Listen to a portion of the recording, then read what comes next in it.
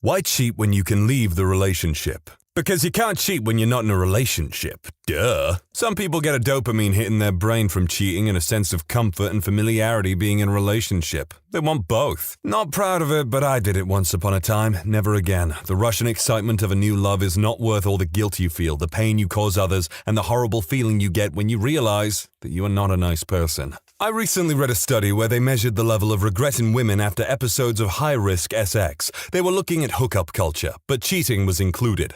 They identified a cycle of hookup, regret, and doing it again. They postulated that the purpose of regret as an emotion was to limit the behavior, and that regret might grow with subsequent episodes. However, what they found was that the level of regret diminished with each subsequent episode, such that after several flings, a woman engaging in high-risk sex has no regret at all. I recognize that hooking up is not exactly the same as cheating, but the study would suggest that once a cheater, always a cheater, is not necessarily true. A person who arrests cheating behavior early might regain mastery over their behavior, i.e., it suggests a marriage can likely be salvaged after an isolated failure, but an ingrained pattern of behavior might be irredeemable. Therefore, the standard advice of kick her to the curb might not be the best option, and a more nuanced assessment would be more appropriate. However, a serial cheater is likely to have a hard time getting control of their compulsion as their regret diminishes to zero. I'd love to hear opinions from women on this. I would also love to hear women's opinions on this.